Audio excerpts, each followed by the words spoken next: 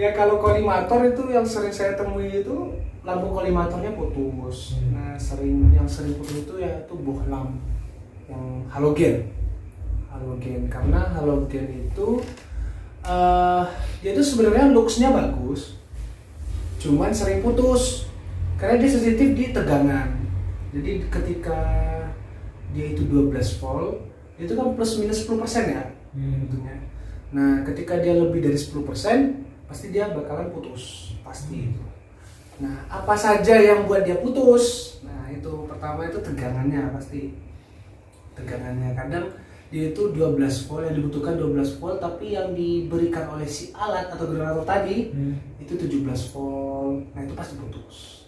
Aku pernah ngalamin itu di salah satu rumah sakit. Itu di saat diganti lampu kolimator langsung dihidupkan, langsung plek, langsung putus. Nah itu kasus yang pertama, case pertama. Yang case yang kedua selalu mati tapi lampunya nggak putus, tapi lampunya mati. Paham kan maksudnya? Lampunya mati tapi nggak putus. Yang putus itu malah fuse-nya. Ya fuse. Nah, jadi fuse itu kita cuma tahu itu kan fuse itu kan cuma satu macam ya. Maksudnya, oh fuse udah fuse itu, maksudnya speknya 2 ampere ya 2 ampere. Tapi sebenarnya itu ada beberapa fuse, ada fuse keramik kah, ada fuse slow bow. Nah itu slow bow itu paling bagus slow bow. Jadi antara fuse slow bow 2 ampere dengan fuse keramik 2 ampere itu lebih bagus dan lebih tahan itu fuse slow bow 2 ampere. Nah, makanya pabrikan itu seringnya itu memberikan fuse di sebuah alat itu pasti slow bow. Nah, ngantuk bos. Walah, belajar mengantuk. Nah kalau dari itu, nah ada 2 case. Nah kasusnya itu pertama itu kelebihan tegangan. Kalau kekurangan tegangan dia tetap bakalan hidup tapi redup biasanya. Nah, tapi kalau kelebihan tegangan dia pasti putus filamen dari lampunya. Tapi kalau misalnya itu fuse-nya yang putus, nah kita harus ngakalin pakai kalau misalnya di pasaran itu cuma ada fuse keramik biasa, itu kita akalin dengan menaikkan ampernya sedikit, jangan banyak-banyak. Misalnya yang dibutuhkan itu 2 ampere, kita naikin jadi 3 ampere atau 4 ampere. Nah itu karena kenapa kalau kita naikin terlalu banyak speknya itu berbahaya, karena nanti dia tuh bakalan menyerang suatu komponen yang lain. Apakah itu mungkin lampunya atau trafonya nantinya gitu. Jadi kita cukup naikin 1 step atau 2 step aja.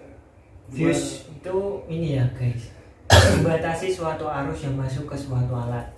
Jadi kalau misalnya fuse-nya itu sering putus, berarti itu ada sesuatu yang tinggi ya, lebih.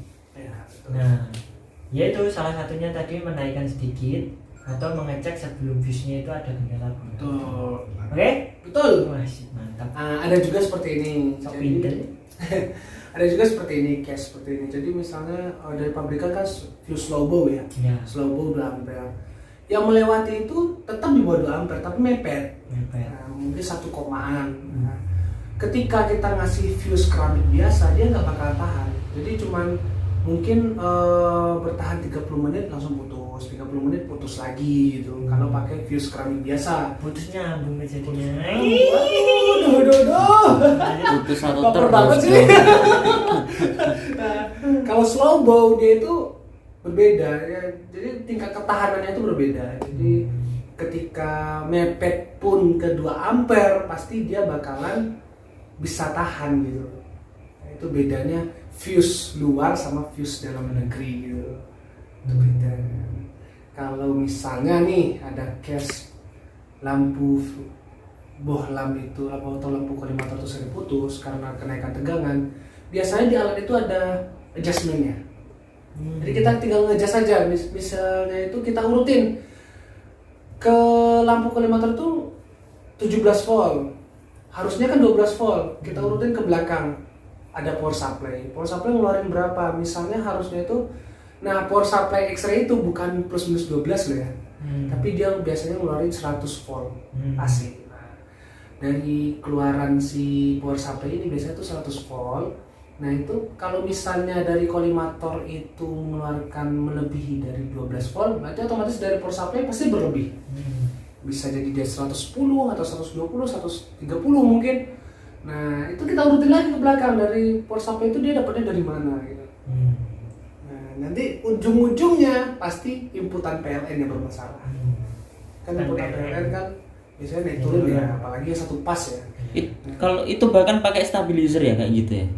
Atau Bahkan nah kalau misalnya stabilizernya tuh masih aman, itu masih aman biasanya. Tapi kalau misalnya stabilizernya tuh pengaruh umur juga berbeda gitu. Jadi di saat dia stabilizernya tuh udah termakan umur, pasti dia bakalan fungsinya bakalan apa ya istilahnya? soak ya? Soak lah, kayak aki soak gitu.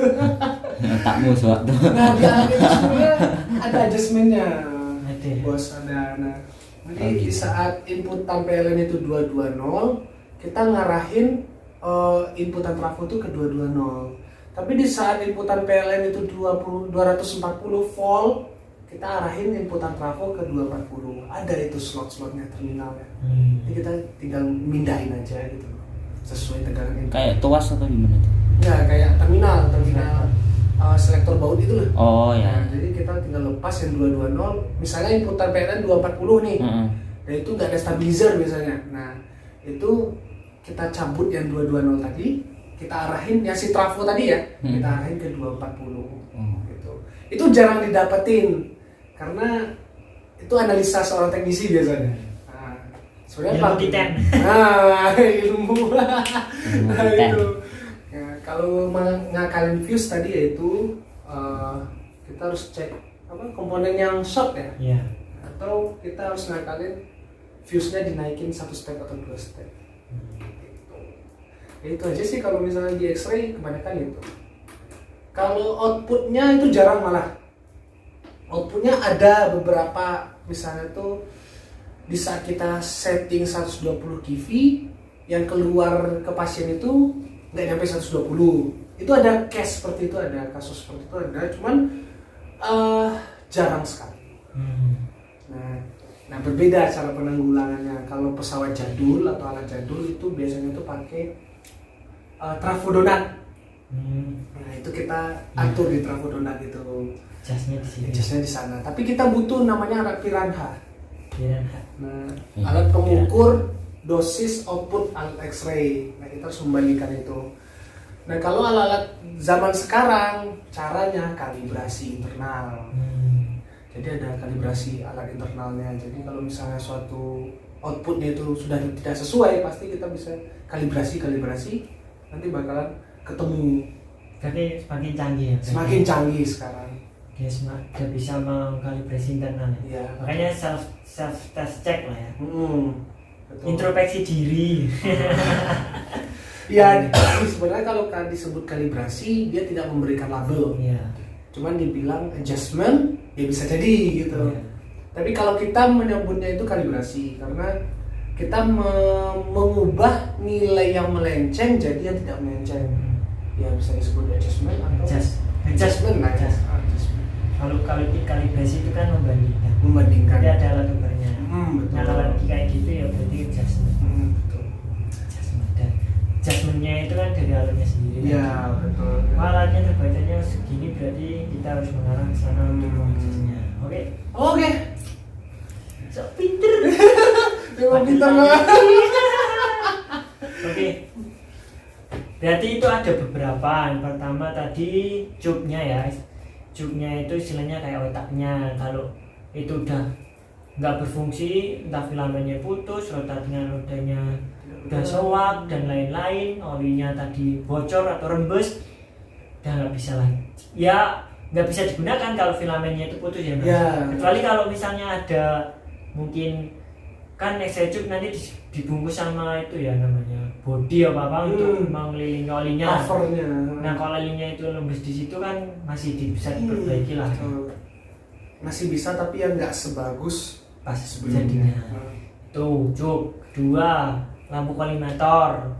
Lampu kolimator di situ fungsinya untuk membantu aplikan mengetahui lebar posisinya suatu radiasi atau X-ray-nya itu ke media. Betul. Tembaknya ya. Ya. area yang ingin ditembak itu yang mana. Tadi itu ada lampu kondektor itu, pertama itu mungkin rusak fuse-nya, power supply-nya, atau tegangan inputnya. Iya. Berarti kalau tegangan inputnya itu tadi harus instalasinya harus yang bagus dong. Iya harus, makanya Tadi tadi ada spek kabelnya berapa? ada. Kita nanti bahas lagi Ah, untuk instalasinya. ada. Oke? Berapa milinya nanti ada. Iya. Belnya, Iya. CB-nya, Harus pakai serabut atau tunggal ada. mumet. Makanya gajinya mahal. Astaga enggak ya. Uangnya Amin, banyak. amin. Ya. Aduh. Selain itu Mas, mungkin dari segi lain yang lebih simple atau yang sering Mungkin ke pergerakan mekanik biasanya. Iya, iya. Kan banyak pergerakan itu up down terus berarti sering horizontal. itu ya, pemeliharaannya sering di oli. Dikasih pelumas atau Pelumas, apa. ya. Relnya mungkin macet. Belum masuk betul. Ya, Pelumas kayak. pakai durek atau apa. Hehehe. Oh, apa ini? Apa ini? Jangan Oh. sebut merek, oke. Oh, pembahasan ini disensor ya. Ya, cuman ada satu lagi grounding. Grounding. Kalau Berapa ground- sih Mas? Sebenarnya itu groundingnya itu kita anjurkan itu 0,4-an ohm. Lebih kecil lebih bagus. Lebih kecil. 0,2 lebih bagus. Mas. Nah, Tapi bagus. jarang. Jarang bisa terrealisasikan. Ya tapi 0,4 udah bagus lah. 0,39 atau 0,4 itu udah bagus banget. Untuk X-ray ataupun CT scan pasti udah bagus banget. Pengaruhnya apa? Nanti ke hasil gambar. Hasil gambar. Ada noise. Hasil gambar bisa berbahaya untuk pasien, Betul. untuk aplikan sama teknisi mungkin. Iya betul. Ya yang sering terjadi itu hasil gambar pasti noise kalau grounding nggak bagus. Saya juga pernah dengar. Kalau misalnya ada waktu kita pas ngecek itu ada alat sendiri, di mana itu alat itu ditempelkan di bagian area yang rawan untuk setrum. Jadi ada groundingnya sendiri. Groundingnya sendiri ditempel di situ, dan di situ terestorasi berarti di situ. Jadi entah teknisi atau apa yang memperbaiki di situ udah aman istilahnya ya dari bocor arus. Iya. Namanya alatnya apa ya, lupa. Ya kayak klem diklem gitu, terus dia Ngalirin kebocoran arus tadi. langsung ke grounding gitu. Teman-teman harus tahu dulu grounding itu apa. Ground itu tanah, ding itu ya ding. Jadi pentanahan ya. Jadi arus yang berlebih dibuang ke tanah atau dibuangkan atau dinolkan. Itu nanti kita bahas masuk ke instalasi kelistrikan. Oke, itu ya beberapa, yaitu perawatannya itu pelumas untuk bagian yang bergerak, terus sering adjustment apa ya, self test tadi ya Mas ya, untuk mengetahui seberapa parah alat itu ada yang rusak apa enggak. Iya. Terus sama ini berarti ya, kadang kan ada human error dari aplikan.